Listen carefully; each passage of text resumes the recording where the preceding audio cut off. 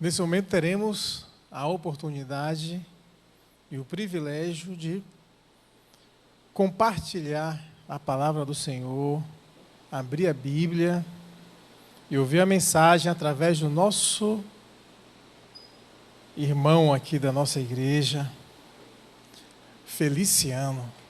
Que o Senhor possa continuar usando ricamente, meu irmão. Que Deus o abençoe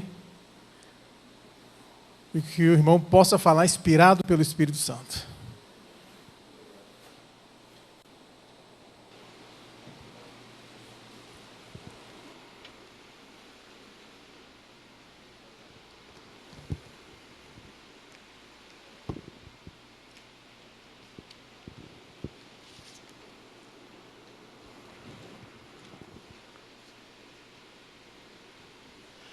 Bom dia a todos.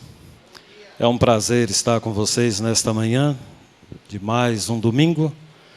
A você que nos assiste pela internet, bom dia também.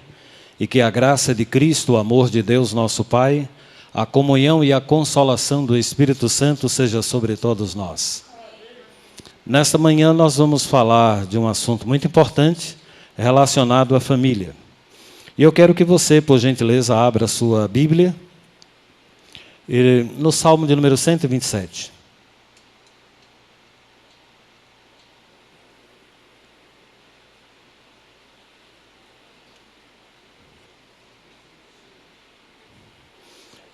Salmo de número 127. Vamos orar? Querido Deus, eterno Pai, Criador dos céus e da terra, no nome de Jesus, nosso amorável Salvador, estamos na Tua presença para ouvir a Tua palavra e rogamos que nesse momento a mesma possa cair em terreno fértil e possa produzir em nós frutos para a vida eterna. Que a Tua palavra possa, ao chegar aos nossos corações, possa nos ajudar a entendê-la de tal forma e praticar em nossa vida diária e através da Tua palavra possamos crescer espiritualmente. Cuida de cada um dos teus filhos que estão aqui no templo e visita cada um que nos assiste pela internet. Que o Senhor perdoe os nossos pecados e usa-me como instrumento em tuas mãos, em nome de Jesus. Amém. O Salmo de número 127 diz assim: Se o Senhor não edificar a casa, em vão trabalham os que a edificam. Se o Senhor não guardar a cidade, em vão vigia a sentinela. Inútil vos será levantar de madrugada, repousar tarde, comer o pão de dores, pois assim dá ele aos seus amados o sono. Eis que os filhos do Senhor, ou os filhos, são herança do Senhor. Bem, a palavra de Deus, ela nos traz aqui algo bem interessante. Primeiro, é que se Deus não estiver dentro do lar, se ele não for o alvo principal da família, inútil será, né, viver. A família, ela precisa, para ser vitoriosa, para ela alcançar sucesso, Cristo precisa ser o centro da família.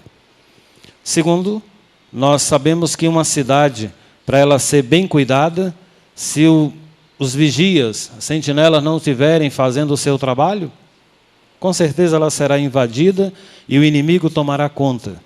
Por isso, é necessário que os vigias estejam fazendo o seu papel, cumprindo o seu papel.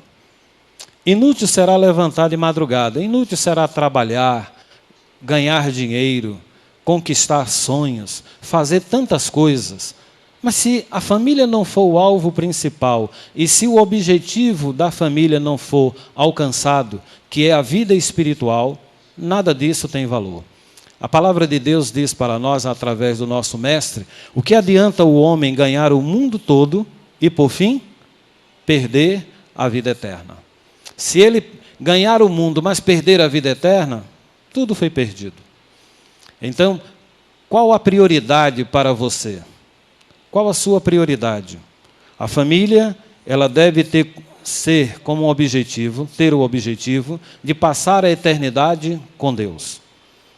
Viver neste mundo é importante, gozar dos privilégios que o mundo nos oferece é importante, mas o maior privilégio será para a família ter a consciência de que vai viver a eternidade com Deus. E no final o texto diz assim: os filhos são herança do Senhor. Todos aqui, talvez não somos pais, mas todos são filhos. Todos nós somos filhos. Você que está aqui, você que nos assiste, somos filhos. Mas para os pais, é necessário entender uma coisa: que os filhos que Deus te dá não são teus. E você que é pai, você que é mãe, muitas vezes é tendencioso a dizer assim: eu faço e aconteço, quem manda sou eu educo do jeito que eu quero, e não é assim. Não funciona desse jeito. Os filhos são herança do Senhor, e cada pai, cada mãe deve ser um mordomo fiel na educação desses filhos, preparando esses filhos tanto para este mundo, como também para viver a eternidade com Deus. Se os pais não cumprirem esta missão, Deus cobrará deles no final. E o objetivo de cada família é, quando Jesus aparecer nas nuvens dos céus, eles olharem para Jesus e dizer assim: eis-me aqui com os filhos que me deu o Senhor. Que privilégio, que alegria será para cada família poder reunir os seus filhos e dizer: estou aqui, ó Deus, com os filhos que o Senhor me deu, com a herança que o Senhor confiou a mim. Então, cada pai e cada mãe deve entender que tem essa responsabilidade. Pensando nisso, o Instituto Vida, ele está atuando, é um projeto da nossa igreja a nível de divisão sul-americana, onde está sendo feito um trabalho em benefício das famílias da nossa igreja e as famílias de outras denominações. O que é que ocorre? O Instituto Vida, ele... Vamos passar aqui. Vamos ver se vai, né?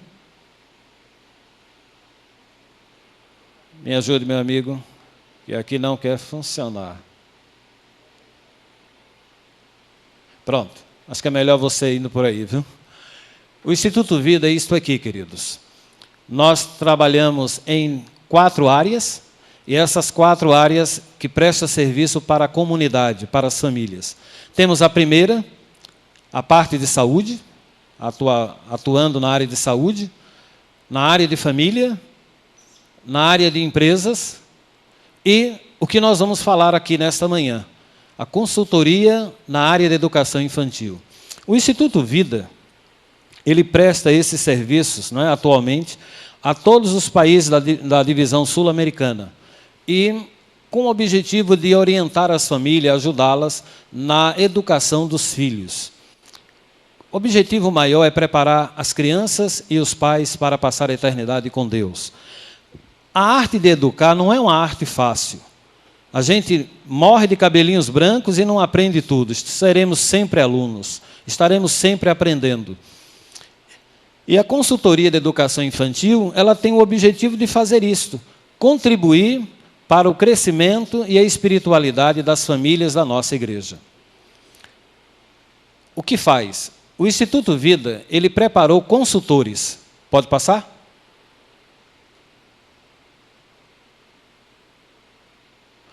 Preparou consultores, um consultor de educação infantil, o qual eu sou, tá?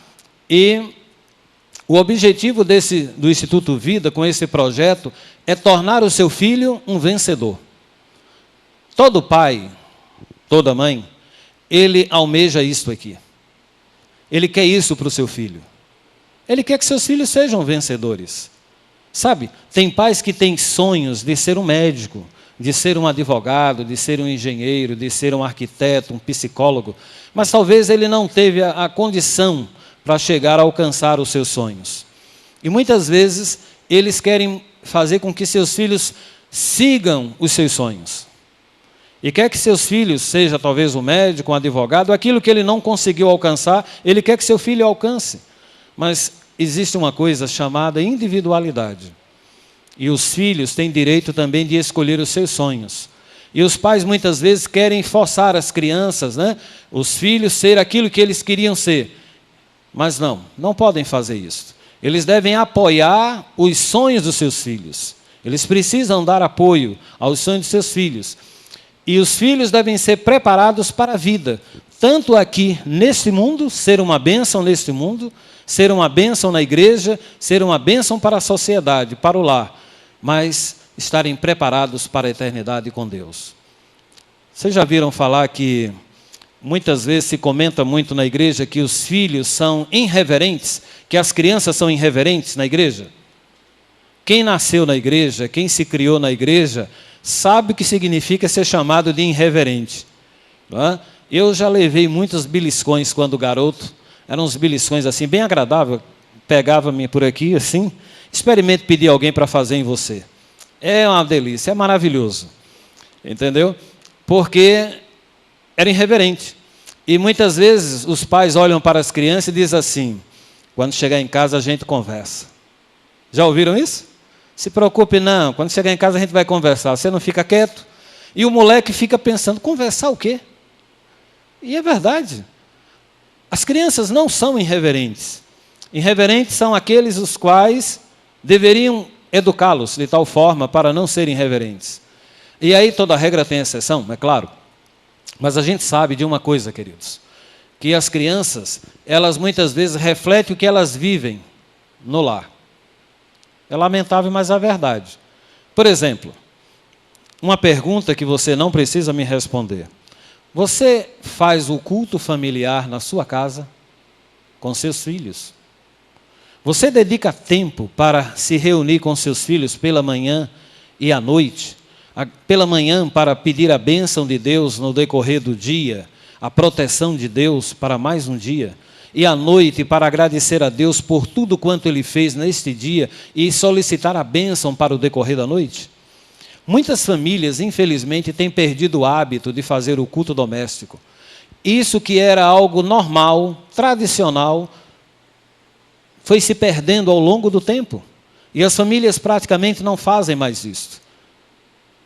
Você que é pai, você que é mãe, você dedica pelo menos uma vez por dia se ajoelhar e orar com o seu filho? E vamos a mais uma outra pergunta.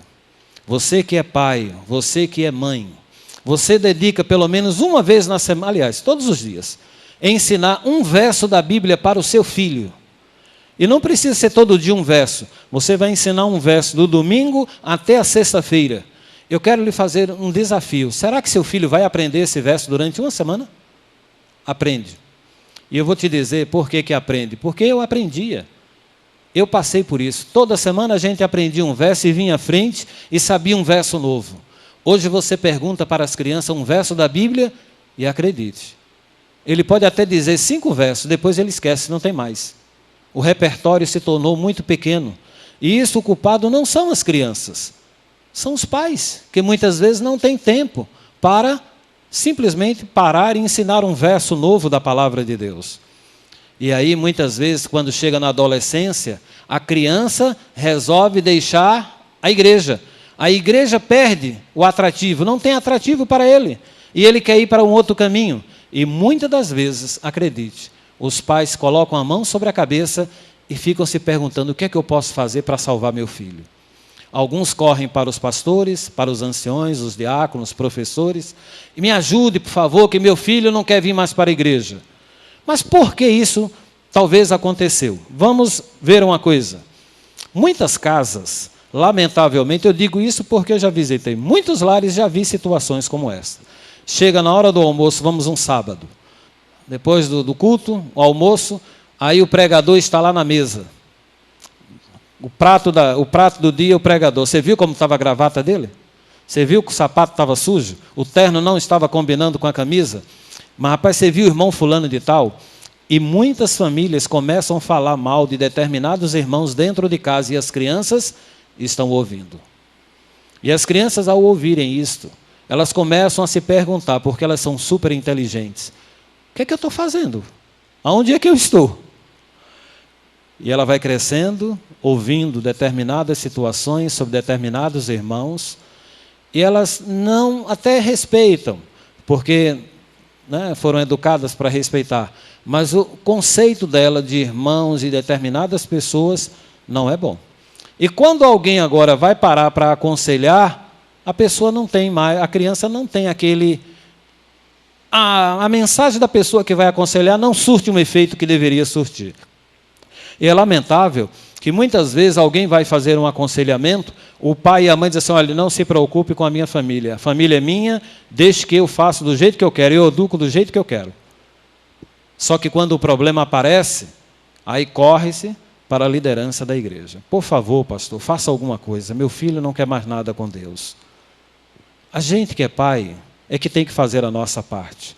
Então você pai, você mãe, você tem que preparar o seu filho para a vida. Mas lembre-se, o maior alvo dos seus filhos é serem vencedores quando Cristo estiver vindo nas nuvens dos céus.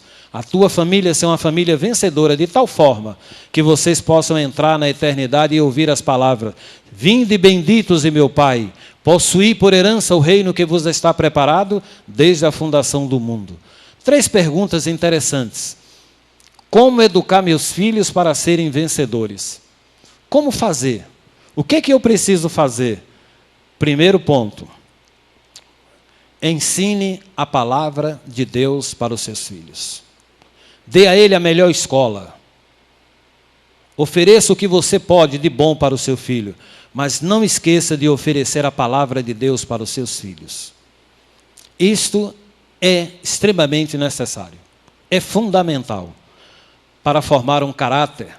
Depois, que referência podemos utilizar? O mundo tem várias referências, mas a maior referência que nós temos para os nossos filhos é Jesus Cristo, o homem do Calvário. São aqueles homens que estão escritos nas páginas da palavra de Deus, da Bíblia. Homens cheios de defeitos de caráter, mas que pela graça de Cristo se tornaram vencedores. E que pela graça de Cristo seus nomes estão registrados na galeria da fé. Mostrando para os filhos que a vida ela é feita muitas vezes também de decepções, de frustrações, de erros que cometemos. Mas erros e frustrações, problemas que surgem, decepções, servem como escada para alcançar a vitória com Cristo. Assim como esses homens que estão os seus nomes registrados na galeria da fé venceram, os filhos, os pais podem alcançar também vitórias. E para isso é necessário buscar a Jesus. E quando Cristo é o centro das atenções, pais serão vencedores. E o que é necessário fazer para que eles tenham uma vida plena e feliz? Busquem a Jesus. Se preparem da melhor forma possível. Busque tudo que você tem de conhecimento secular, mas não esqueça do principal, Jesus Cristo. Hoje nós temos uma sociedade assim de pais. Pais desesperados, por quê? São pais despreparados. Lamentavelmente, muitos pais não estão, aliás, muitos jovens não estão preparados para ser pais. Muitos casam, mas não estão preparados para ser pais. E vão ser pais. E como pais despreparados, eles formam, infelizmente, um número elevado de delinquentes. Quando deveriam preparar crianças para estar na eternidade com Deus. Depois, nós temos hoje um problema terrível. Hoje as empresas fazem o seguinte, o governo federal ele começa a fazer o quê? Terceirizar. O estadual terceiriza os serviços. A prefeitura faz isso. E as empresas também começam a terceirizar serviços. Mas há uma coisa que não pode ser terceirizada, a educação dos filhos.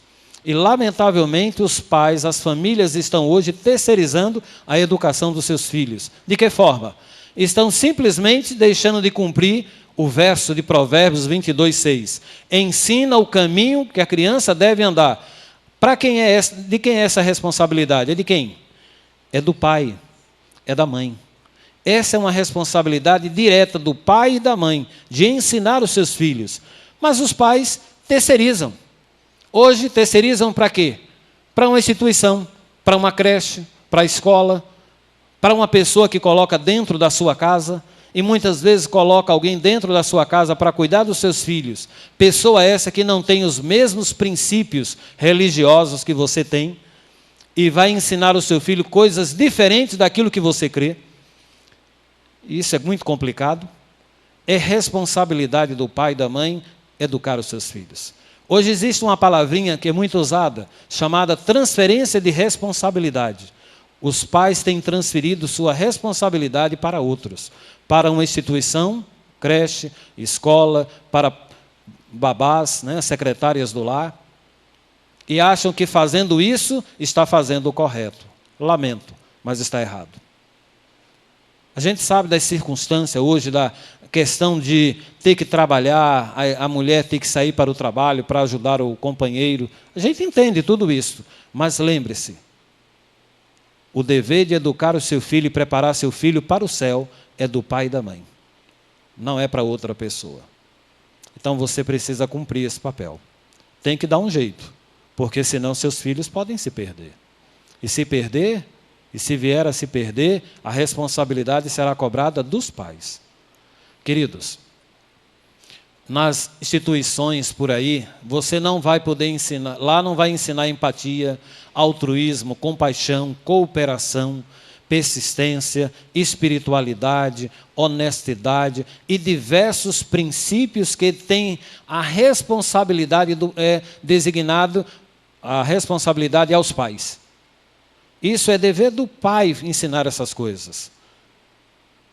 Esses lugares não vão ensinar isso. E nós podemos ver aqui uma coisa. Terceirizando a educação nas redes sociais. Hoje, as crianças são colocadas na mão de crianças com 5 anos celulares. Dia desse eu vi uma criança, o pai reclamando, um garoto de 6 anos, um celular de R$1.000. Eu perguntei o valor do celular. Não, paguei R$1.000 por esse celular. E simplesmente o moleque com um mês quebrou o celular. E o pai estava bravo, porque agora estava levando para consertar o celular. E eu fiquei dando risadas, né? Digo, mas como é que pode? Vai cobrar da criança? Não se pode cobrar da criança isso. Aí nós temos hoje, por dia, uma criança passa 9 horas e 13 minutos. Não é criança não, crianças e adultos. E aí você pensa, mas como eu passo 9 horas e 13 minutos no celular? É porque a gente para um pouquinho aqui, a gente olha daqui a pouco novamente, mais um pouco, e vai olhando, e vai. No decorrer do dia, quando você avalia, você gastou uma quantidade de horas nas redes sociais. Claro que muitas vezes é questão de trabalho, mas eu estou falando muitas vezes é tempo gasto naquilo que é desnecessário. Uma mãe disse para mim, na frente do pai, né, do esposo e o filho, meu filho antes fazia o culto, tinha tempo de estudar a Bíblia, ele resolveu dar um celular para o menino não quer mais nada. O menino agora não quer mais ter tempo para estudar a palavra, não quer ter tempo para fazer o culto. Então fica difícil. Se você quer oferecer isso a seu filho, então faça o seguinte, imponha limites para o seu filho. Filho, você tem apenas 1 hora por dia ou 2 horas, 1 hora de manhã, 1 hora à tarde, a depender como você queira organizar, para você usar o celular. Depois você vai ter outras tarefas. O celular não pode ser o centro das atenções do dia. Depois, temos um pensamento aqui muito interessante. Isso aqui é para a gente pensar bem. Uma das maiores utilidades do Twitter e do Face será provar no último dia que a falta de oração não era por falta de tempo. Quanto tempo nossos filhos oram? Quanto tempo você passa orando com seu filho? E eu não estou falando de você passar um dia orando, não. Ora 10 minutos com teu filho, 5 minutos. Filho, vamos orar. Ensina a criança. Esses dias uma mãe falou assim para mim. Um menino de 3 anos. Ele não sabe orar, não. Eu falei, sim, mas a senhora tem que ensinar ele a orar. Ele só vai aprender se a senhora ensinar. Se a senhora mostrar o valor da oração. E eu sei que crianças oram. Esses dias ouvi um áudio da minha filha com 3 anos, orando e estava conversando com a professora da Rádio Novo Tempo, em Maceió. E pense numa conversa que quase a apresentadora não conseguia sair junto com a Kedma. E tanta conversa. E a menina não conseguia liberar a mulher lá, né, puxando conversa com 3 anos e falando histórias da Bíblia. Por quê? Porque você tem que investir no seu filho quando pequeno. Eu lembro-me que a minha filha tem 28 anos. Ela, com 3 anos, acho que era quase 3 anos, compramos uma Bíblia chamada As Belas Histórias da Bíblia, 10 volumes. Era caro pra caramba. E alguém falou assim, rapaz, isso é muito caro, mas vale a pena investir. E isso fez a diferença na vida dela. Fez a diferença, porque ela aprendeu muitas histórias. em vez de passar tempo na TV e em outras coisas, era estudando, era lendo histórias. E isso ia memorizando as histórias. E isso faz a diferença lá na frente. Você planta hoje e colhe lá na frente. Hoje, como eu te falei no início, todo pai quer ver um filho vencedor. Hoje minha filha, pela graça de Deus, a Kedma estudou, se especializou, o ano passado se tornou psicóloga, formou em psicologia pela Federal de Alagoas, depois passou em segundo lugar para fazer o mestrado e agora, essa semana, recebi a notícia de que ela conseguiu passar para um intercâmbio na Europa. Louvado seja Deus. Tudo isso deixa um pai como? Feliz, realizado. Mas isso é o mais importante? Que adianta minha filha alcançar tudo isto e ela perder a salvação? Então o mais importante é a salvação dos filhos. Isso vai ajudar, mas a salvação é o mais importante. Depois nós temos aqui crianças que hoje, infelizmente, passam um tempo terrível na frente da TV, na frente dos computadores, e são analfabetas motoras. Faltou uma coisa chamada água. Nós temos aqui também o fraco repertório de habilidades sociais. Nós temos uma pessoa que não se socializa. Como é que ela fica? Ela fica doente. Essa pandemia deixou muita gente doente. A falta de socializar, de se comunicar, de estar envolvida. Hoje muitas crianças estão envolvidas nisso aqui. Dentro do quarto, estão ali, muitas vezes à noite. Os pais perderam o hábito de sentar com seus filhos à noite e contar uma historinha para elas, antes de dormir. De ir lá olhar para ver como é que ela está. À noite, desliga tudo. Tudo deve ser desligado e a criança precisa dormir pelo menos toda noite, antes das 10 horas da noite. As crianças muitas vezes vão dormir, sabe como? 10 horas, 11 horas, quando os pais vão dormir. E muitas crianças querem dormir na cama com os pais. Não pode, não deve. Daqui, quando dá, a criança tem que dormir pelo menos 10 horas por noite. Tem que dormir cedo. É necessário que isso aconteça. Depois nós temos aqui, é possível que a estimulação proveniente da exposição excessiva de mídias esteja associada a déficit de atenção, atrasos cognitivos e aprendizagem deficiente, aumento da impulsividade e diminuição na capacidade de autorregulação. A autorregulação é a capacidade de monitorar e controlar nossos próprios comportamentos, emoções ou pensamentos, alterando-os de acordo com as exigências da situação. Isto abrange inibir reações automáticas, resistir à interferência de estímulos irrelevantes e persistir em tarefas importantes, mesmo quando não apreciamos. As crianças precisam aprender a ter tarefas, ser designadas tarefas para elas, e os pais precisam acompanhá-las. Não faça com que uma criança, muitas vezes os pais querem descascar a banana para a criança comer. Ensine a criança a descascar a banana. Não carregue a mochila das suas crianças. Ensine elas a carregarem as suas mochilas. A criança precisa ser estimulada, ensinada, orientada. E muitas vezes os pais criam uma superproteção. E alguns pais têm um problema. Alguns tiveram dificuldades na sua infância, na sua adolescência, na sua juventude, não tiveram determinadas coisas, não alcançaram determinados objetivos, e eles pensam, quando eu for pai, eu vou dar tudo que meu filho precisa. Jamais pense assim. Jamais faça isso. Nunca dê tudo o que eles querem. Dê tudo aquilo que eles realmente precisam. Aprenda a dizer não também. O não é importante. Lembre-se que por trás de um não, existe sempre uma bênção. Então há momentos que você vai ter que dizer não. E o filho tem que aprender a entender que o não faz parte da vida. Na vida existem frustrações. Por exemplo, talvez aí pela internet, ou aqui mesmo, tem algum torcedor do Bahia, que deve estar alegre, né? Ou talvez algum torcedor do Vitória. O seu time pode perder hoje, e aí perde, mas você fica bravo, irado, porque o time perdeu. Mas imagine se alguém sentar do lado e começar a criticar o seu clube. você vai ficar bravo com ele. Você não quer que ninguém fale mal do seu clube. E você vai defender, que seja o Bahia ou que seja torcedor do Vitória. Mas pense, durante um ano, vamos colocar esse ano, o Bahia só perdeu ou só ganhou? O Vitória só ganhou ou só perdeu? A vida é constituída de vitórias e derrotas, mas elas nos ensinam alguma coisa. Então, nem por isso você vai deixar de torcer pelo seu clube. Você vai continuar torcendo. E talvez esperando que o ano que vem, a próxima temporada vai ser melhor do que esta. E talvez nem seja. Mas você não desiste. Então não desista também da educação dos seus filhos. Continue lutando. Sabe, hoje, infelizmente, por conta disso aqui, sobrepeso, obesidade, diabetes e hipertensão, já está comprovado que a relação entre horas gastas com telas e ganho de peso é proporcional.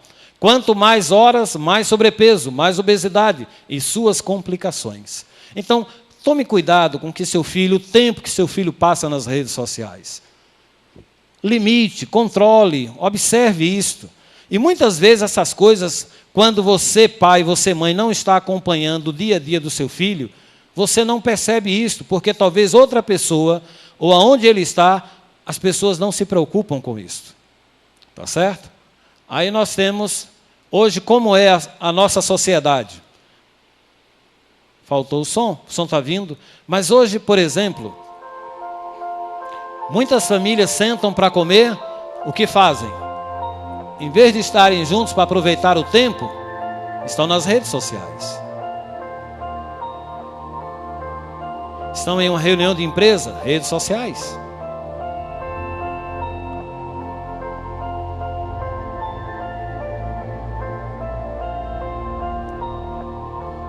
Esta é uma das maiores invenções que o homem já inventou, queridos. E louvado seja Deus por isto. Mas não deixe que isso seja a prioridade na sua vida. Permita que isso seja uma ferramenta para você usar para benefício da sua família, para benefício das pessoas, para o seu trabalho.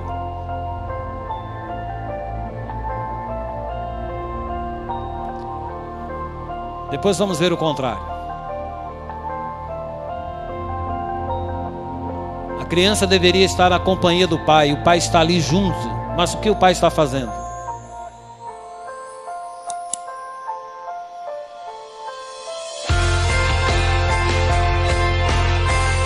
É isso que precisa acontecer. Está com seu filho? Desliga o celular. Ora. É o seu filho. É a pessoa que você ama, é a pessoa que você valoriza. Você está na reunião de trabalho. Preste atenção no que as pessoas estão falando. Quando chegamos em um ambiente, geralmente perguntamos, tem Wi-Fi? Tem Wi-Fi aqui? Senta-se à mesa numa pizzaria, cada um pega o celular. E em vez de aproveitar aquele momento, estão simplesmente conectados. Não deveria ser assim. É lamentável.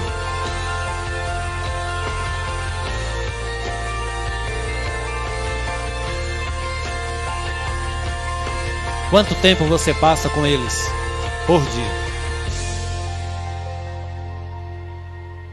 Pense numa imagem. Uma das coisas mais belas que uma mãe pode fazer com seu filho é quando ela coloca a criança sobre os seus braços e vai amamentar a sua criança. É uma coisa muito bonita. E a criança que está sendo amamentada, ela olha para a mãe, ela está sendo amamentada e olha para a mãe, sente naquela mulher, sabe o quê? Proteção. Afetividade. Amor, carinho. Ela se sente completamente protegida nos braços da mãe. A mãe está ali amamentando, acariciando a criança. Muitas vezes a mãe começa a conversar com a criança. Quem amamentou sabe muito bem como é que é. Começa a conversar com a criança, brincar com ela, falar de sonhos que tem para ela. E a criança se sente extremamente protegida. Mas sabe, queridos, agora pense numa outra situação. Uma mãe amamentando a criança e com o celular na mão. A criança está lá sendo amamentada e ela está aqui, intertida. Pense que essa criança, como ela se sente? Desprotegida. ela é mais uma no meio, em meio à multidão. Então, há momentos na vida que a gente precisa aprender. Não tem mais, pelo tempo. Então, nós temos isso aqui. Mudamos o mundo para melhor ou para pior, por meio dos princípios educacionais ensinados desde muito cedo. Olha o que diz aqui. As lições que a criança aprende durante os primeiros 7 anos de vida têm mais que ver com a formação de seu caráter do que tudo que aprende em anos posteriores. O caráter se desenvolve nos primeiros 6 anos de vida, quando a criança vai encontrando nichos de prazer, amor e atenção, que vão esculpindo suas forças pessoais. Ao interagir com o outro, a criança vai constatando o que dá certo e o que dá errado. E sim, por aprendizado, vai aperfeiçoando determinada força, que seja um componente do caráter. Até os 6 anos você forma o caráter da criança. Depois você vai conduzindo, vai aperfeiçoando. E aqui diz, um texto da palavra de Deus. Ouve, Igreja Central de Salvador. Ouve você que nos assiste pela internet. O Senhor nosso Deus é único Senhor. Amarás, pois, o Senhor teu Deus de todo o teu coração, de toda a tua alma e de toda a tua força.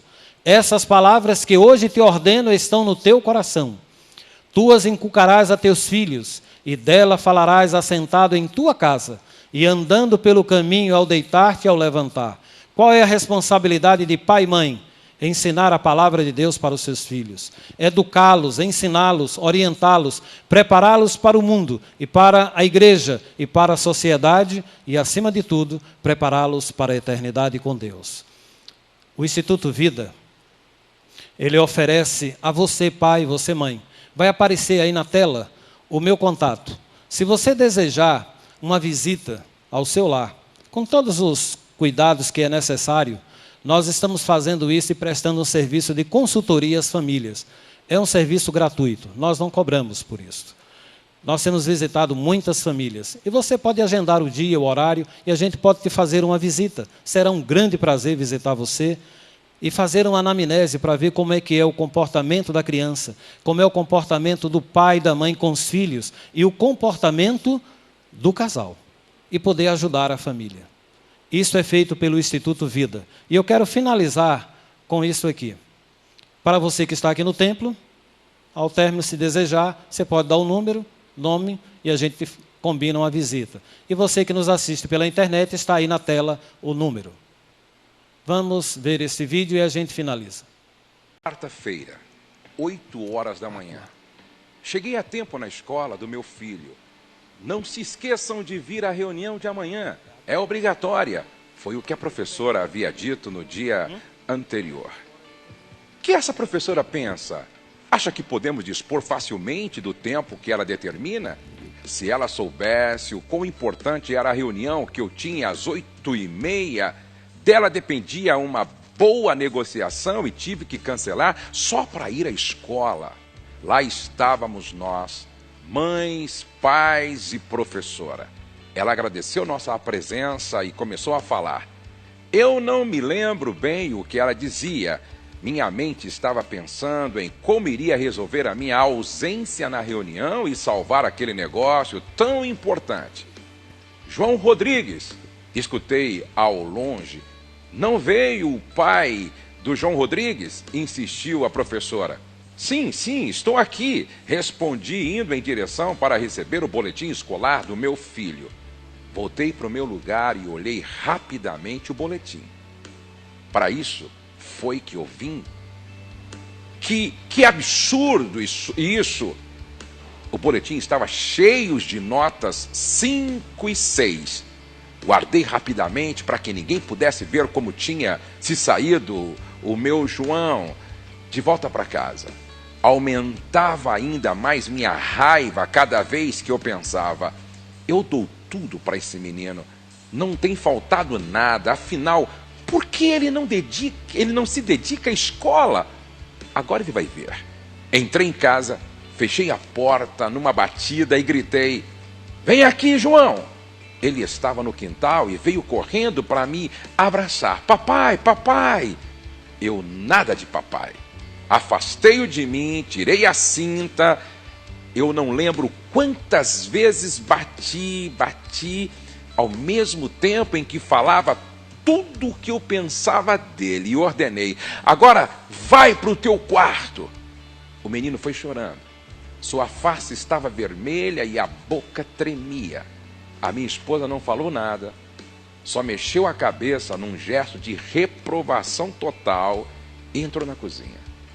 Quando eu fui para a cama, um pouco mais calmo, a minha esposa me entregou o boletim do João, que tinha ficado dentro do meu casaco, e disse: meu amor, leia devagar e depois pense no que você fez. Bem no começo do boletim estava escrito assim: boletim do papai. Pelo tempo que teu pai dedica a conversar contigo antes de dormir, o João colocou 6. Pelo tempo que o teu pai dedica para brincar contigo, ele colocou 5. Pelo tempo que o teu pai dedica para te ajudar com as tarefas, ele colocou 6. Pelo tempo que o teu pai dedica para te levar de passeio com a família, o João colocou 5. Pelo tempo que o teu pai dedica para ler um livro antes de dormir com o João, ele colocou 5. Pelo tempo que o seu pai dedica para te abraçar e te beijar, o João colocou 6. Pelo tempo que o teu pai dedica para assistir televisão contigo, ele colocou 6. Pelo tempo que teu pai dedica para escutar tuas dúvidas ou problemas, nota 5. Pelo tempo que o teu pai dedica para ensinar coisas, nota 6. Média do papai, 5,55. Foi aí que a ficha caiu. As crianças tinham qualificado os pais. O meu deu para mim 5 e 6. E eu, sinceramente, vejo agora que eu merecia até menos. Me levantei, corri para o quarto dele, o abracei e chorei. Olha, eu queria poder voltar no tempo, mas isso não é possível. João abriu os olhinhos, ainda inchados pelo choro, o choro da surra que eu lhe dei, sorriu, me abraçou e disse: eu te amo, papai. E voltou a dormir. Alô, pais, acordem. Já pensou qual seria a sua nota se o teu filho te qualificasse? Pense nisso. Bem, eu quero agradecer a Deus por esta oportunidade.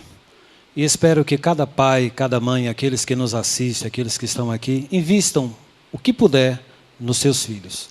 O Instituto Vida elaborou isto aqui, um material extremamente necessário para as famílias, com todos os princípios, tudo aquilo que nós precisamos imprimir na mente das crianças. Se você desejar, entre em contato comigo e nós estaremos te fazendo uma visita. Fique em pé enquanto vamos orar. O Senhor te abençoe e te guarde. O Senhor faça resplandecer o seu rosto sobre ti e tenha misericórdia de ti. O Senhor sobre ti levante o seu rosto e vos dê a paz. Amém. Que Deus te abençoe, te dê uma semana de bênçãos. Em nome de Jesus. Um abraço, fiquem com Deus.